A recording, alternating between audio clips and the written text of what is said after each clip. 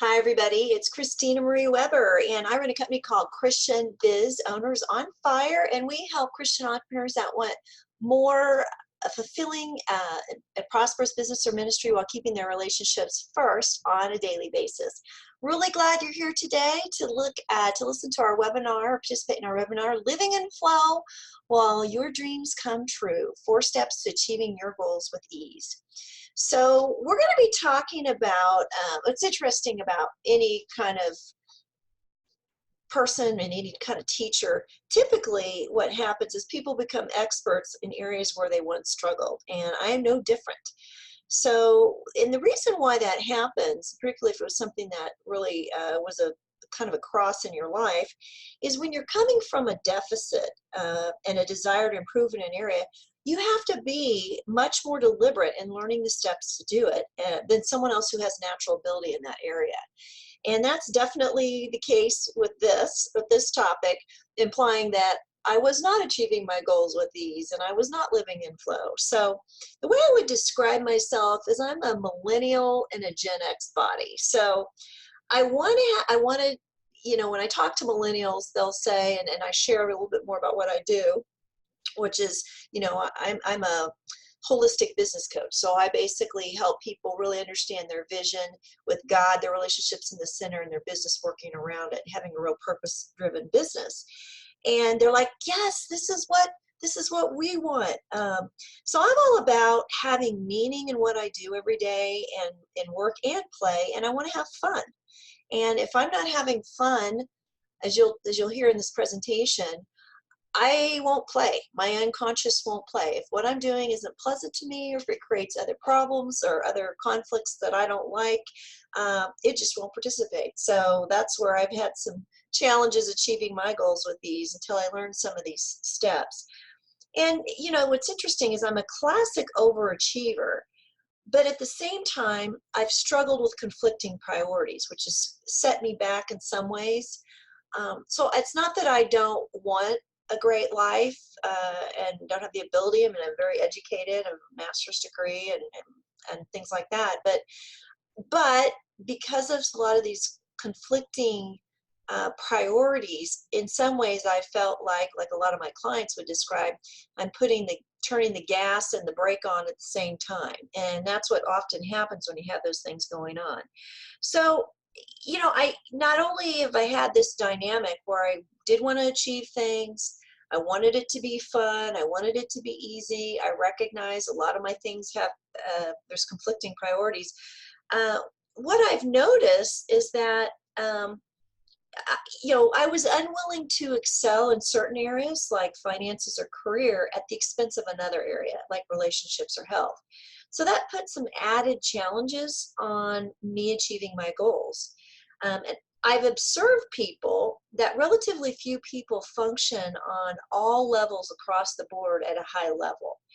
But I, again, kind of refuse to settle for less. So I'm a dreamer. I'm an eternal optimist that I could figure this out. So part of what my journey has been, because of just the way I'm made and my makeup, is that I've just come to the conclusion that I have to figure out this magical mix of having it all, and it would take my full focus to really learn from others who are doing it. So I've done that. I've invested a lot in mentorship. I read a lot. I really study this. And because I want to figure out how to do it. I know some people do know how to do it. I see them doing it, and I wanted to learn how to do it too. And that's what I'm going to be going over with you, some of the things that I've learned that I found have worked very well.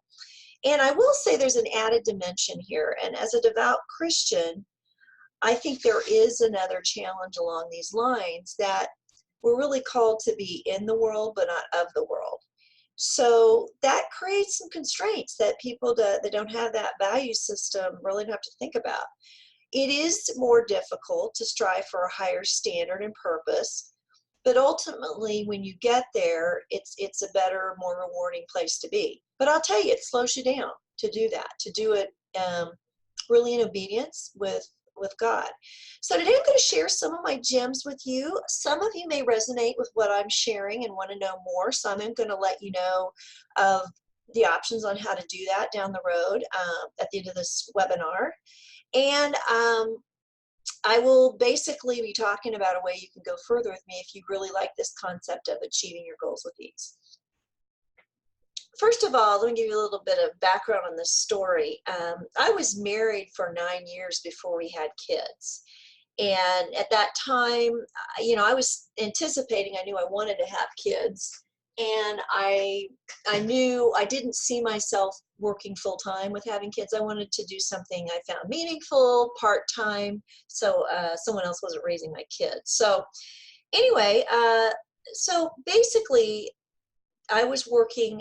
What I ended up doing is going back and getting my master's degree after being out in the work field about 5 years in corporate sales with Xerox with a business degree, and with the intention of being able to do that part-time when we had kids.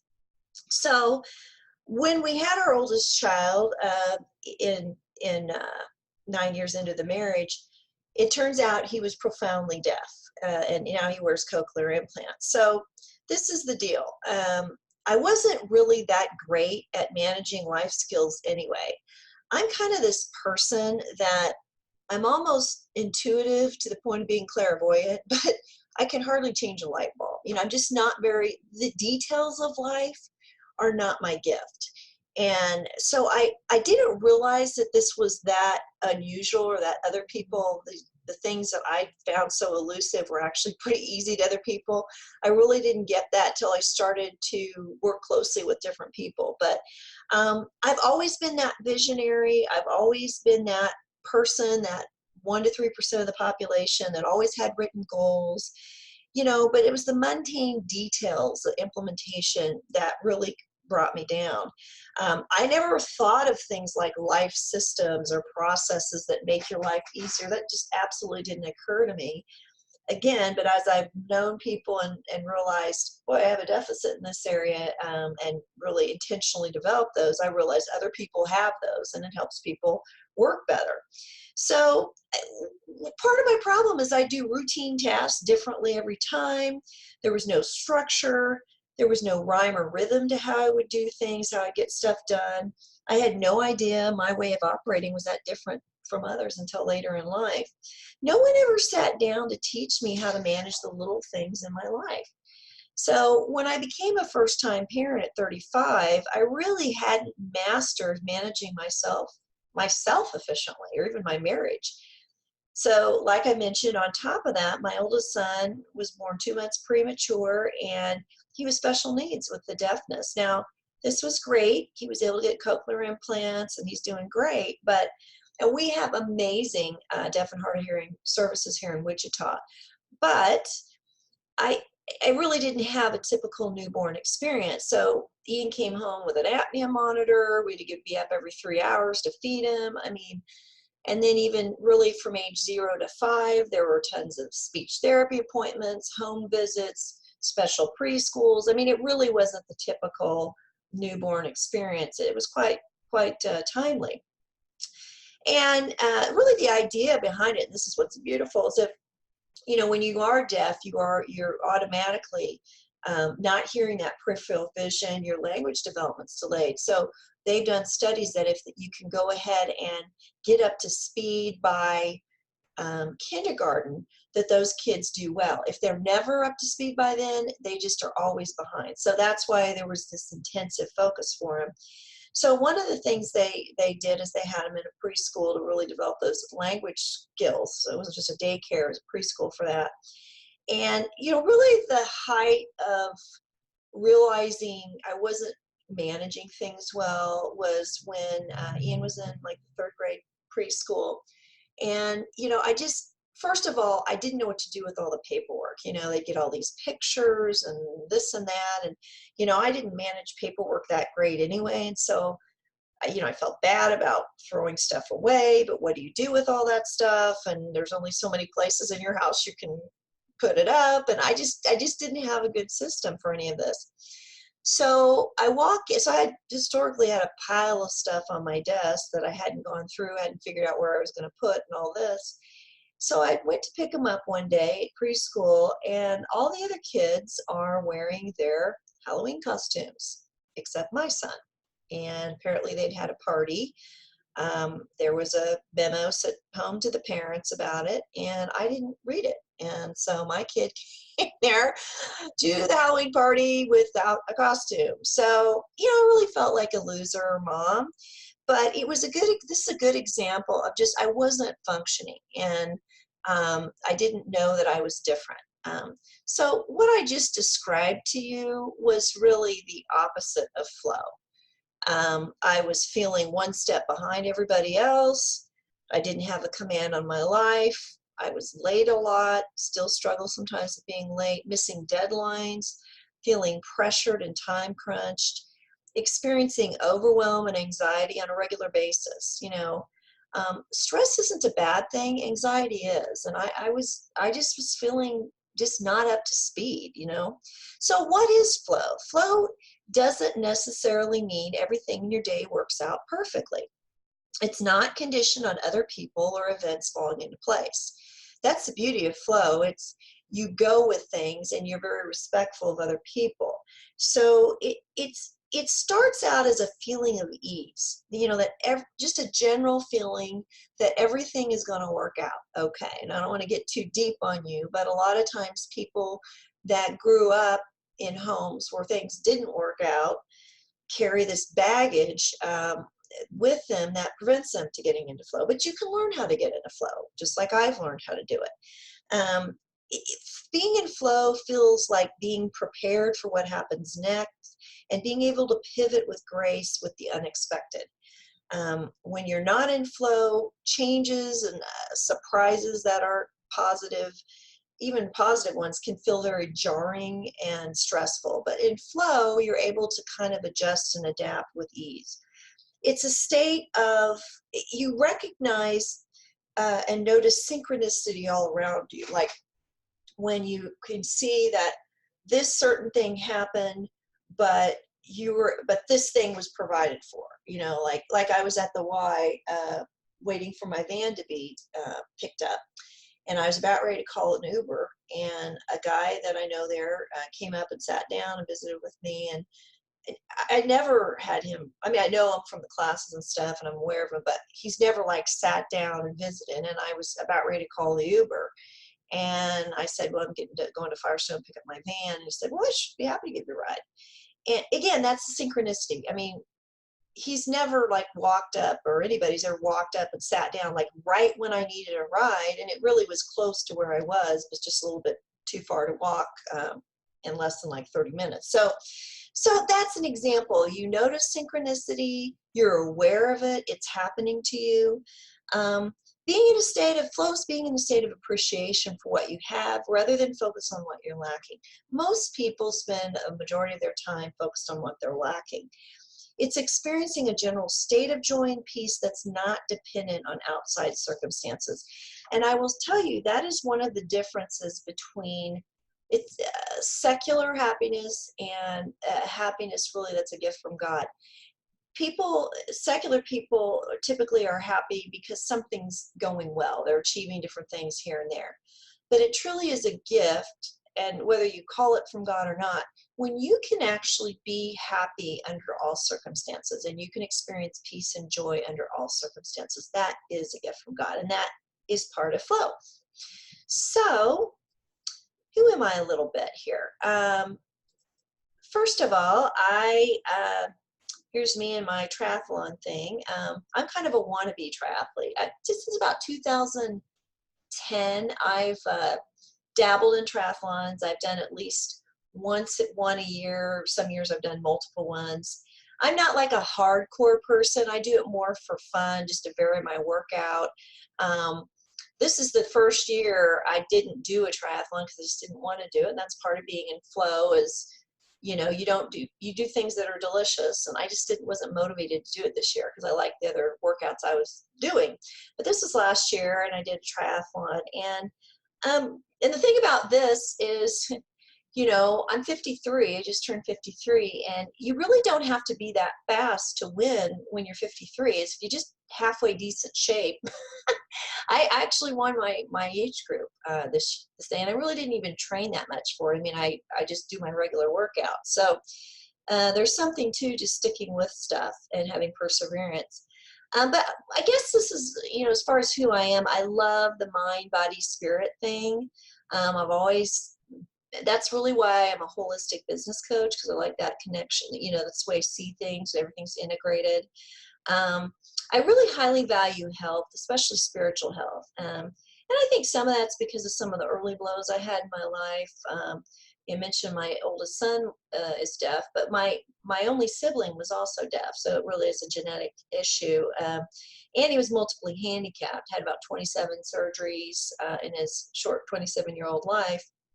That really, dealing with that from a young age kind of put me on a spiritual plane very quickly. It helped me look at things from an eternal perspective that, again, I realize even among religious people is actually fairly unusual, the way that I look at things. I do not look at things in terms of time on this earth. I immediately see the bigger picture very easily.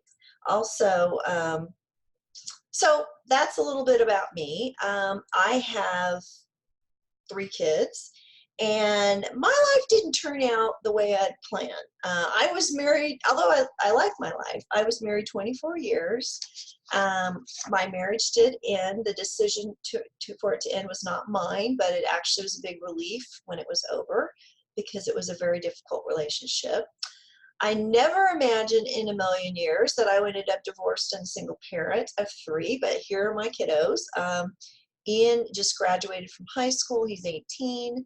Benjamin's 12, and he's going into 7th grade. And Gianna is a sophomore. She's 15. And being a single parent and going through a divorce really gave me a whole new level of empathy for others. I mean, my parents also divorced when I was 28.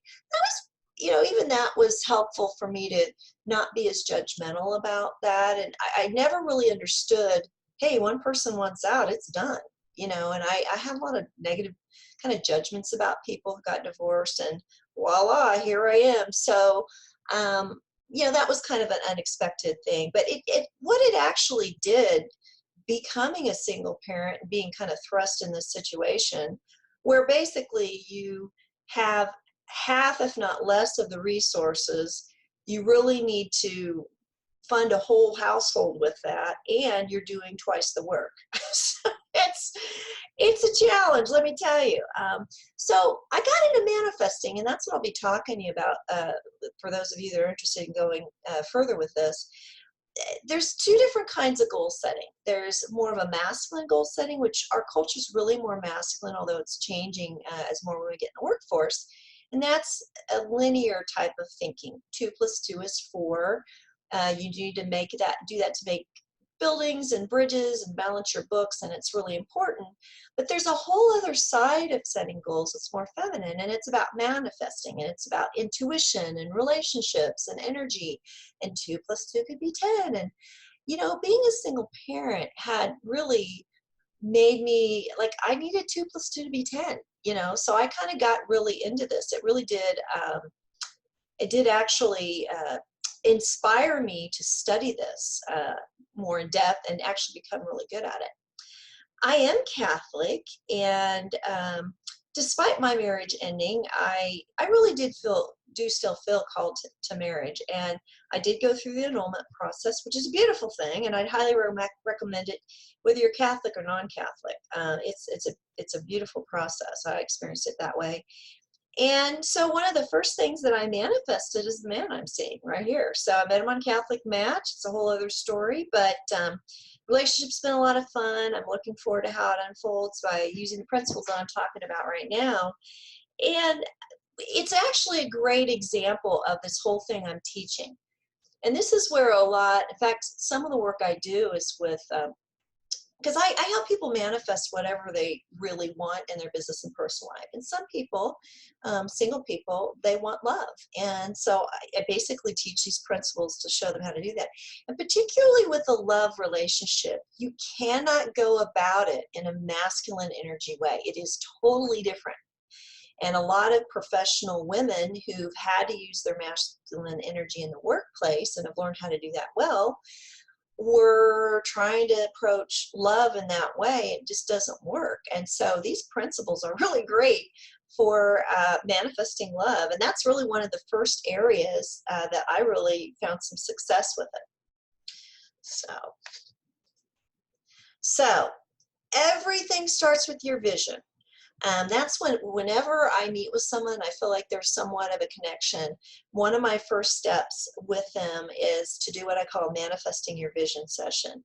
I really help people figure out what they really want. And for me, everything's on the table: your relationship with God, your family, family, and your business. I don't compartmentalize like most business coaches really do. They're not super comfortable with talking about all those other messy things.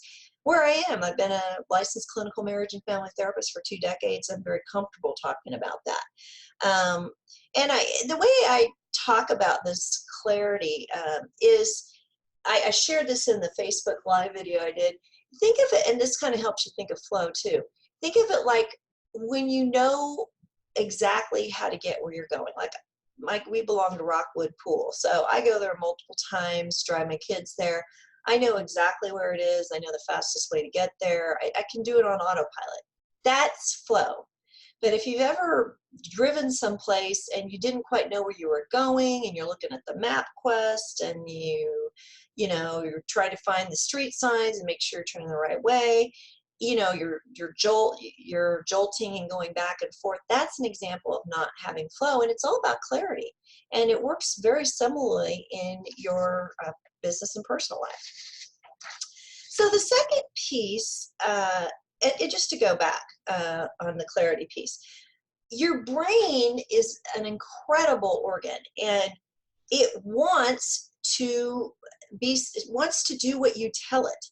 So when you are clear about what you want, your brain is a wonderful filter, because we are bombarded with all sorts of data all the time. And if we didn't have our brain doing this for us, we would be in a mental institution. So basically what happens is your brain filters out the things that are not going to lead you to that vision, and it will help you draw attention to the things that will.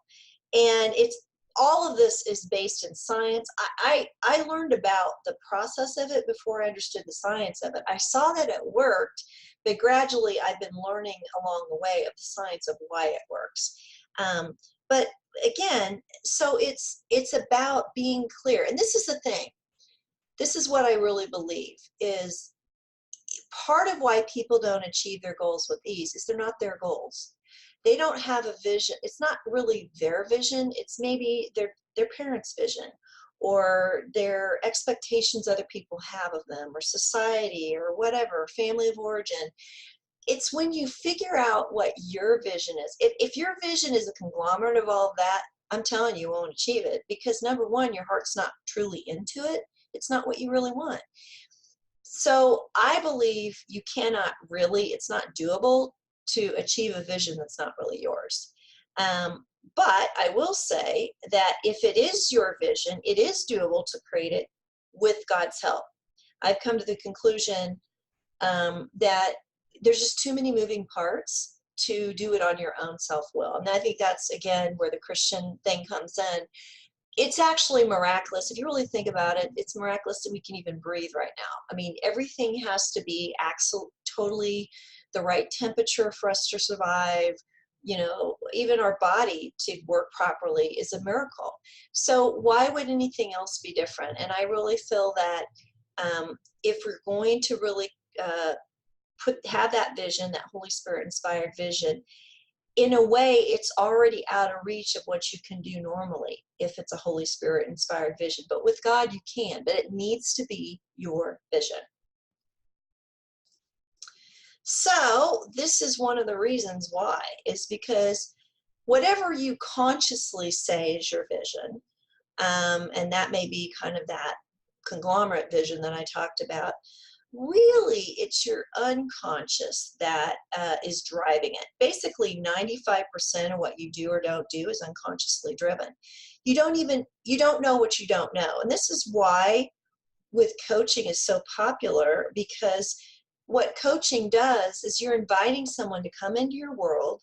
You're telling them where you want to go, and hopefully, if it's the right coach, that person can see the parts of you that are not, are maybe unconsciously not aligned with that vision, or things that you're doing or not doing that are not helping you get to that vision. So the unconscious part is huge, and again, this is why I'm a big believer in mentorship and working with other people. You can't see your own unconscious blocks. It's other people that help you do that. We're really wired to not change for our own protection. And I talk a little bit about the weight loss scenario, and I won't go all into that tonight, but what basically is, we just have a set point of where we feel comfortable money-wise, happiness-wise, pleasure-wise, how we look, etc. And whenever we want to go past that, what happens is our unconscious sees that as a threat. And unless we work through the data that is driving that, we will not even realize what we're doing that's keeping us the status quo. We won't even realize it. And it's frustrating. The way you'll know you have a problem is that you're not achieving your goals. So the way that I help, this is what I help people do all the time, the way that I help them is I help them engage in activities that will help make the unconscious thoughts or things become conscious, so that you can deal with them. Because there's a couple things that can happen. One is those unconscious things could be limiting beliefs that you didn't realize you believed, but you do. And so I was just talking to a client, and that person knows what they need to do in their business. They know it's possible. But I said, do you really believe you'll ever do that? And she was a little iffy. And that's what her real belief is that her limiting belief is, I see that we need to do that, but I really don't 100% believe we can do that. And really, you get what you believe, not what you want. And so it's real important, if you have a limiting belief like that, to get inside of it. And like, why couldn't you do that? How could you upgrade? There's a whole process I teach people of how to upgrade those beliefs. You can't just say to yourself, well, now believe the other thing. I mean, there's a process, but you have to deal with those limiting beliefs. They'll drive you. The other thing that can come up when you're dealing with your unconscious is the idea of real situations that are realities that are not real positive. Like, I remember talking to my spiritual director about really the challenges of, for me, I actually have a really high conversion rate when I'm out selling and promoting what I do, because I fully am integrated. I believe in what I'm doing. My big issue is time and making sure I'm reaching out to people, etc. And then all the juggles of the other responsibilities I have. And I was talking to my spiritual director, and he was like, yeah, I mean, there are those spiritual realities. People in business do go bankrupt, and things don't work in spiritual, in the real world. That really wasn't what I wanted to hear, but it's a reality. I mean, reality is, in my circumstances as a single parent, my big thing is time. And there's just certain things you got to do in a business to make it run. And so again, by being honest about that and trying to come up with creative ideas to deal with that is better than having that reality be under the water here and just ignoring it, which in some ways I've done before. So you have to address these things to move forward. The next step is P, the P word.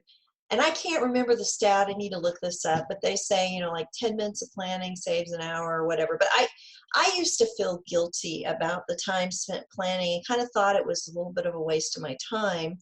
But planning directly leads to flow. It does when your planning is in alignment with your vision and you work through those unconscious things. Because the thing is, if you haven't worked through the unconscious things, you can plan stuff, but you'll blow off your plan, because there's a higher operating system working. So again, we got to do all the steps, but the planning is important, and it gives you that time to make sure you're collaborating with God, not just doing it your way. When you wing it, basically what you're doing is you're not making choices. You're just defaulting to what is your comfort zone, etc., which will lead you to the same result you're having now. What I do with people is we figure out where they want to go, and then we create their blueprint. So this is there's basically the way you're thinking, the activities you're taking, how clear you are in your vision. These all affect what you do on a daily basis. So if you want a different vision, a different outcome, you need to revamp those. You need to figure out the new activities, the new thoughts, the new patterns that you're going to be doing to achieve that level. So that involves planning, and it involves learning new skills of how to implement stuff that doesn't come naturally to you. And there's a process of that. Getting into flow is when you first start, you realize, okay, and there's stages like you're unconsciously incompetent. Like, I didn't realize I was doing that, and that is getting in the way of me achieving that goal. And then you become consciously incompetent. So you see yourself doing it. And then you become consciously competent. And that's where this planning comes in. When it's not a natural habit, you got to do things to make it become a habit, have it more intentional. And then flow is where you become unconsciously competent. And that's where we're trying to head, which is a great place to be. So, the cool thing when you are in the process of flow, you have everything you need. When I was getting my van fixed again, because I was planning, I had planned the afternoon. I had that person give me a ride. Actually, I've had several people give me a ride, but I had a plan B, but that was like an unexpected positive thing. But I had my lunch with me. I had my laptop. I had everything I needed ready to go for the day ahead. And it just made, even though it's a real hassle when you don't have your vehicle and you're still trying to work and get stuff done, I was still able to get some things done because I had everything I needed and I had planned ahead. So when you do plan ahead, you can rebound with the challenging stuff, and it helped. The other thing about planning like this, and I didn't really understand this as much, and my branding gal emphasized this, is planning really helps you with your brand. Because when you walk in and you're disheveled, and you don't have the pen, you can't find your card, this kind of thing, you can't find your phone, blah blah blah, it just sends a message to people considering doing business with you that you just don't have it together, and that is not the right type of image. The other thing is, when I started working with her, I started putting out my clothes the night before. I never did that before, And what happens is you make sure everything's ironed, it's all ready to go. And then you start the day not feeling off, like, what am I going to wear? Or is it even clean or whatever? And you start the day disjointed with planning, knowing what you're doing, having it all put together. Your bags are ready to go for the morning. You go into your day in a totally different energy level that's aligned with your vision. So it is super important, and it is, if you want to live in flow, you have to plan. So this next step is hard for people to do. It's critical, but most people get stuck on this. Once you are clear of your vision, you have identified some unconscious blocks, and you're dealing with those, and you are actually planning out, being more intentional about your activities and being prepared. The next thing to do is to allow. Now, allow everything to unfold. What's hard for people about this is they feel like this is really somehow being too passive. We're a real active go-getter society, but it really isn't.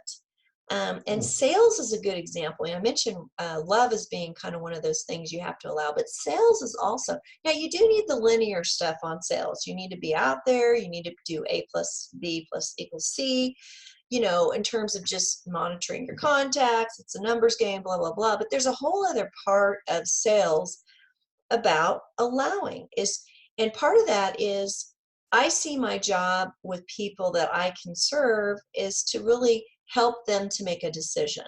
may not be that I mean, if I discern, I don't work with just everybody, but if I discern that I think I can help them and I present that to them, part of allowing is to um, ask, I'd like to work. I think it'd be helpful. I think it'd be great if to work together. I could help you in this way. And then when people hem and haw or they delay a decision, yes or no, to respectfully follow up and do different things. That's actually allowing. Even if the answer is no, you've allowed that person to make a decision, or at least to recognize they're choosing not to make a decision, which is making a decision. And to understand, what that's involving. They're maybe ignoring a situation in their life that's going to blow up if they don't deal with it, or whatever. Maybe they feel like they need to look at another resource. So, but if they're really not doing that, they're just stalling. By following up properly, you're really helping them. You're allowing them to experience what they're doing rather than putting on, kind of being fuzzy about it. Resistance checking is if you're doing sales and you're not following up, you're not allowing, because what you're doing is you're resisting the process of getting that abundance in your life. So you can tell when you're not allowing by the resistance you might feel.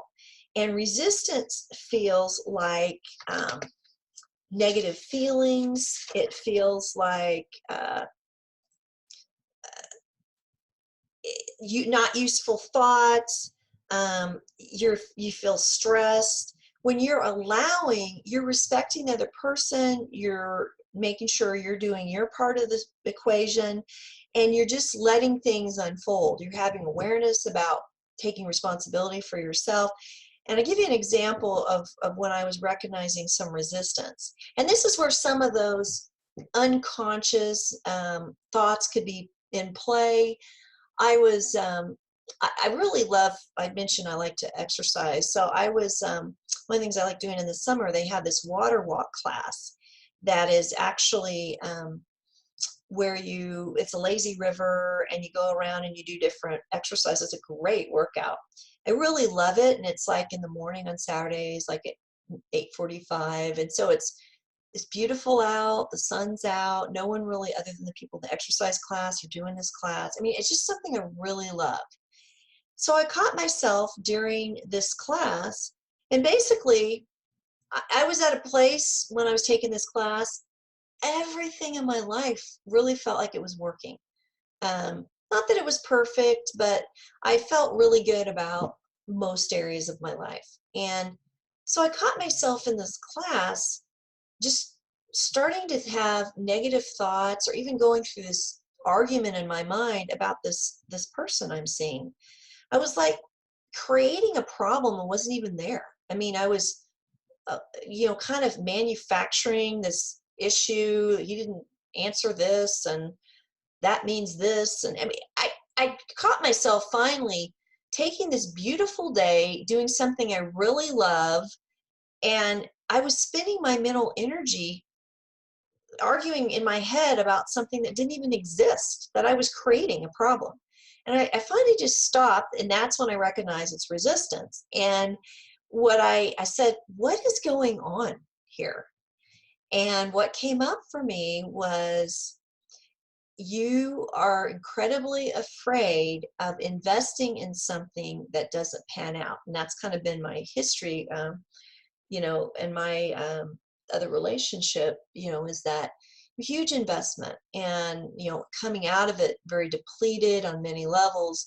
And I was putting that onto this person. It really didn't even have to do with them, but it was an unconscious block. But once it came out, I could look at it and just look at that. I mean, is this kind of a waste of time relationship, or is this something that I feel like I'm working towards something that is in alignment with my vision? So at least if you can recognize the resistance and try to go a little bit deeper, you can have some relief from it and not let it control your behavior. Because frankly, if you start doing that, without recognizing, then what usually will happen, and fortunately I know enough about this stuff that I catch myself early, you go create a fight with the partner that was stupid, you know, and then you can ruin something that was actually going pretty well. So that's why how people can sabotage themselves if they're not aware of these kinds of things. So this leads up to manifesting. So manifesting embodies a lot of these principles, and really what the word manifest means comes into being. So it's not even creating, it's actually, you've already created the thought. It's actually bringing that thought into being, into tangible being. So it's very techniquey. It goes with how the brain works. I didn't really go in detail on that today, but there is a way you can do it wrong. And as I became a student of Manifestor, I really use this in my personal life primarily, but in one of my mentors said, when things kind of evolved in that area, she said, "Oh my gosh, you are a master manifester." And I realized I was really good about it. She said, "You really ought to use this more with your clients." So I started to be more intentional about it, and ended up learning so much about it. It was my own process was bogging me down. So what I did was I created I sat down and I said, I'm just going to take everything I've learned and just synthesize it. Like, what's the most important, just for myself, just so I'm not totally bogged down with all this knowledge. And I did that. And then I decided, I think I'm going to share this with my clients. I mean, why wouldn't I want them to know this information? So I did. So I had my first manifesting event. It was in January 2018, and my clients loved it. And I was always kind of using this with clients, but I would, because that's just how I think.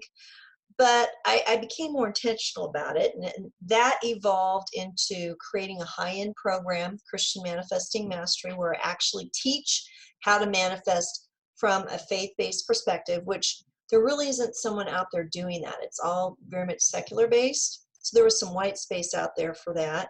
And as a part of marketing that high-end program, I followed a model that one of my mentors suggested, which is a really great model for everybody. It's a win-win for everyone. And what I do is I created a workshop, an all-day workshop, 10 to 5 Central Time, where I teach the principles of Christian manifesting. And what's great, it's my best stuff. It's, my lower-end clients or even prospects that maybe couldn't afford my higher-end program get access to this great information that helps them achieve their goals faster and quicker and better and easier. And it's a natural place for people who do want me to handhold them through this process on manifesting bigger things in my high-end program, to kind of get more information about it. And if they want me to help them do that, it's an upsell to that. So it's a really win-win. So we are having that coming up, and I just want to talk a little bit about what that does. This is a picture of me not too long ago. I'm thinking, I can't remember if it was a year ago or whatever, but actually maybe 6 months ago. But everything in my life wasn't going perfect, but a lot of things were. That dress I'm wearing, I had a stylist pick it out, which is kind of one of the fun things of being an entrepreneur, is you kind of need to look decent. And, sometimes you can't justify paying for things like that just because you want to.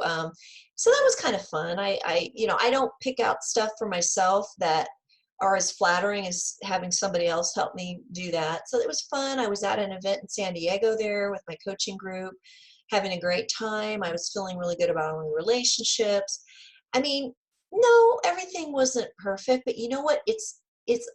Everything in my life was moving in the direction that I wanted it to. Now, was it moving there as fast as I wanted it to? No. But this is the deal. As I realized, this quote from Brian Tracy: you can dream, and don't let people tell you that's not realistic. Just like for me, I don't want to have people tell me, no, you can't make it as a single parent, or you can't have a successful relationship, because of your background or how you grew up or whatever your history, or you can't earn a really good living without working all the time, or you can't have good health. I mean, I just reject that. But it does take focus and being patient. And that's what I think manifesting helps you do. So I'm a work in process, but I've really applied this myself. I live, eat, and breathe it, and I'd love to teach it to you. And so what we do in the workshop is I teach you how to manifest and how to avoid common manifesting mistakes. I help you learn the difference between Christian and secular manifesting. And what's cool about the workshop, it's do it all there. You don't leave with a bunch of homework and things you have to do later. It's basically you create your blueprint of what you want to create for the next 12 months in the workshop. And so it's a fantastic process. I've done 4 of them now. I'm doing my next one on August 17th. I do an unusual process of doing a Zoom session and a in-person at the same time. So I limit it to 6 of each. It's a very intimate workshop.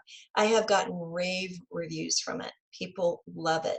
So I would love to have you come. It's to register, you go to christianmanifestingworkshop.com. And normally the workshop's $300. But for you, I am giving you my preferred rate of $255. So I would love for you to be there. Sign up right away if you feel called to take this further. So, all right, that's what's going on. So if you know of anybody else that this would benefit, I would love it if you would share this information with them. And please text me if you have any questions about this. My text is 316-371-5737. That's 316-371-5737. So I will hope to see you at the workshop on Saturday. All right, we'll talk to you later.